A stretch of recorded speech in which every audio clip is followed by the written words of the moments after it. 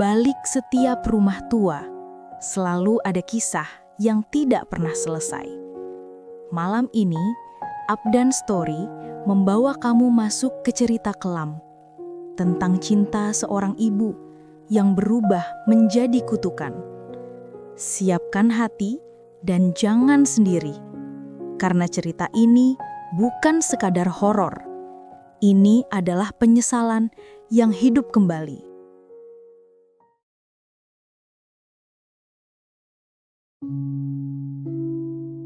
Pada sebuah desa kecil di pinggiran kota, hiduplah seorang pemuda yang sejak kecil dibesarkan hanya oleh ibunya. Sang ibu adalah sosok yang sederhana, pendiam, dan selalu menjaga anaknya dengan penuh perhatian. Walaupun miskin, sang ibu memiliki satu kebanggaan, masakannya. Semua orang mengenal masakannya sebagai masakan hangat yang selalu terasa seperti pelukan. Namun, setelah dewasa, sang pemuda jarang pulang. Ia merasa malu dengan kondisi rumahnya dan lebih memilih tinggal di kota. Ibunya tetap menunggu, memasakkan makanan yang tidak pernah ada yang memakannya dengan harapan suatu hari anaknya akan kembali.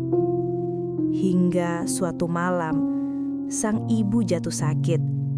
Tubuhnya melemah, warung kecilnya membusuk ditinggal lama, dan masakan terakhir yang ia buat, sepiring sayur lodeh kesukaan anaknya, dibiarkan di meja seakan menunggu seseorang yang tak pernah datang. Tak ada yang tahu kapan sang ibu menghembuskan napas terakhirnya. Yang mereka tahu hanyalah rumah itu perlahan berubah menjadi tempat yang dihindari. Tetangga mendengar panci bergemerincing setiap malam. Bau masakan selalu tercium dari celah-celah rumah yang sudah retak. Tapi tak ada seorang pun yang berani mendekat. Bertahun-tahun kemudian, sang pemuda akhirnya pulang setelah menerima surat dari kepala desa. Ia tidak tahu bahwa ibunya telah meninggal dan rumah itu sudah lama kosong. Perasaan bersalah yang lama ia pendam tiba-tiba menghantam. Ia masuk ke rumah penuh debu, melihat dapur yang seakan membeku dalam waktu. Semua barang masih seperti dulu. Namun ada satu hal yang tidak masuk akal. Panci di atas tungku masih hangat. Aroma masakan ibu, aroma yang begitu ia kenal saat kecil, mengalir pelan dari dapur. Pintu dapur berderit sendiri walau angin tak terasa. Ruangan itu gelap, namun tungku menyala redup seperti dipaksa hidup oleh tangan yang tak terlihat. Di atas tungku, hidangan sayur lodeh terhidang, persis seperti sayur kesukaannya. Warna dan baunya sama seperti masakan ibu ketika masih hidup. Piring di sampingnya tampak baru saja digunakan, masih meneteskan kuah. Suasana berubah semakin dingin ketika bayangan samar mulai bergerak di sudut ruangan. Bukan bayangan manusia, tapi siluet tubuh kurus membungkuk, seperti tubuh seorang wanita tua yang memaksakan diri tetap berdiri. Bahunya bergerak naik turun, seakan sedang mengaduk panci. Sang pemuda memejamkan mata, mencoba menepis pikiran buruk. Namun semakin ia menolak, semakin jelas suara adukan panci itu terdengar. Semakin nyata pula aroma masakan ibu. Aroma itu bukan aroma makanan hangat lagi, tapi aroma basi, dingin dan busuk. Seperti masakan yang dibuat dari bahan yang tidak seharusnya digunakan oleh manusia. Ia menoleh ke arah meja makan. Ada piring lain berisi potongan-potongan daging yang warnanya tidak wajar. Terlalu gelap, terlalu pucat, dan terlalu menyerupai potongan tubuh manusia. Di dinding dapur, terdapat noda merah kecoklatan yang seolah-olah pernah dicuci berkali-kali tapi tak pernah hilang. Seakan dapur itu pernah digunakan untuk hal yang bukan sekadar memasak makanan. Rumah itu bergetar lembut. Dari belakang punggungnya, ia merasakan sentuhan dingin yang familiar. Sentuhan yang pernah ia kenal sejak kecil. Sentuhan lembut yang mengelus rambutnya setiap ia sakit. Namun kali ini, sentuhan itu tidak hangat. Sentuhan itu serasa datang dari dunia lain. Tiba-tiba bayangan di sudut dapur berdiri tegak. Tubuhnya perlahan memutar, memperlihatkan wajah yang hanya tinggal kulit menempel pada turang.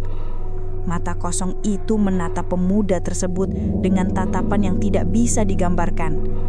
Antara rindu, marah, dan rasa kehilangan yang membusuk. Mulutnya tidak bergerak, tapi ruangan itu dipenuhi bisikan. Bisikan lirih seperti suara ibu yang menahan tangis. Sang pemuda mundur, namun pintu dapur menutup dengan keras. Suara panci kembali berdenting. Tungku menyala semakin besar. Api membara tinggi tanpa bahan bakar. Semua peralatan masak bergetar bersamaan, menimbulkan harmoni suara yang menakutkan. Dapur kecil itu berubah menjadi neraka kecil yang menelan semua kenangan masa lalu. Bayangan ibu bergerak cepat ke arahnya. Tanpa suara, tanpa jeda, tangannya meraih bahu sang pemuda dan mendorongnya ke kursi makan. Kursi itu menyangga tubuhnya dengan keras, membuatnya tak bisa bergerak. Piring berisi potongan daging itu perlahan melayang. Satu persatu potongannya jatuh ke dalam mangkuk di depannya.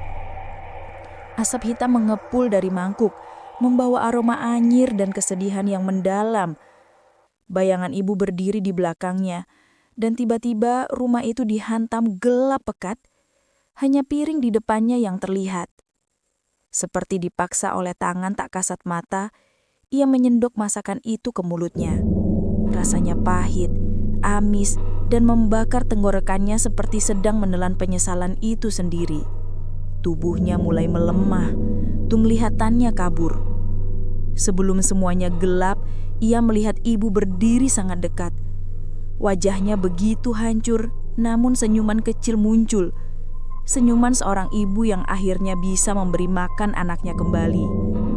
Di detik terakhir, ia sadar bahwa masakan itu bukan sekedar kutukan, tetapi cinta yang berubah menjadi kehancuran karena penantian yang terlalu panjang. Tubuh pemuda itu ditemukan beberapa hari kemudian kaku di kursi makan. Di depannya ada piring kosong. Di sampingnya, sebuah catatan lusuh terbakar sebagian. Catatan terakhir dari ibunya. Tetaplah makan, nak. Ibu mungkin pergi, tapi cinta ibu tidak pernah hilang. Selamanya. Dan sejak hari itu, setiap malam dapur itu kembali berbunyi. Panci mengaduk sendiri. Tungku menyala tanpa sebab. Seakan ada seorang ibu yang masih terus mencoba memasak untuk anak yang tidak akan pernah kembali makan.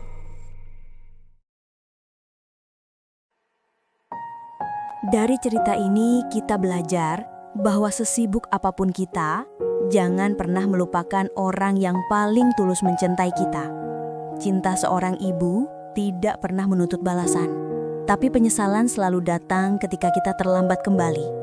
Semoga kisah ini jadi pengingat agar kita lebih menghargai waktu, lebih menghormati orang tua, dan tidak menunggu sampai semuanya terlambat. Apabila dalam cerita ini ada kata atau alur yang menyinggung, saya mohon maaf sebesar-besarnya.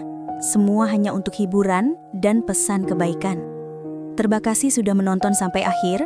Jangan lupa dukung terus channel Up Down Story. Sampai jumpa di cerita berikutnya. Assalamualaikum dan selamat malam.